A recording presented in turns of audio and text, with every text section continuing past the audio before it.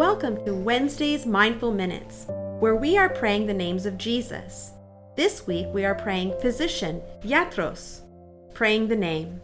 Matthew chapter 9, verse 35 to 36 says, Jesus went through all the towns and villages, teaching in their synagogues, preaching the good news of the kingdom and healing every disease and sickness.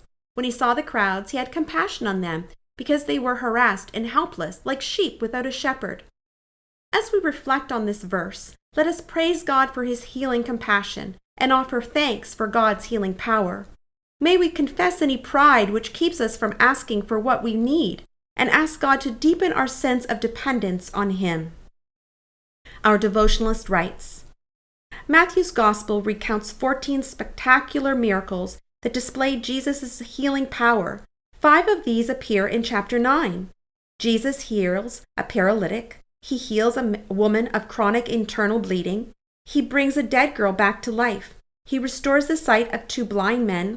He casts out a demon and enables a mute man to talk. Jesus was an MD, a physical therapist, a gynecologist, an ophthalmologist, a psychiatrist, all rolled up into one. He healed men, women, and children. He was a wonder worker whose healing power even brought the dead to life. Pictures of Jesus as the meek and mild shepherd often fail to capture the incredible power of this man. Who else do you know that went around raising the dead? Surely someone with that much power must have created a stir whenever he walked into a room. But despite his power, not everyone was healed. To Pharisees who criticized him for dining with sinners, he replied, "It is not the healthy who need a doctor, but the sick. I have not come to call the righteous, but sinners." Matthew 9:12 and 13. Can you hear the irony in his voice? He was saying that those who were too proud to admit their neediness would never know what he could do for them. They would never know his life-giving power to heal or to forgive. You have to ask before you can receive. Then there's the matter of faith. He healed the paralytic when he saw the obvious faith of the friends who brought him. He told a woman who had the audacity to touch his garment that her faith had healed her. He touched the eyes of the blind men, telling them, "According to your faith, will it be done to you?" Matthew 19:29.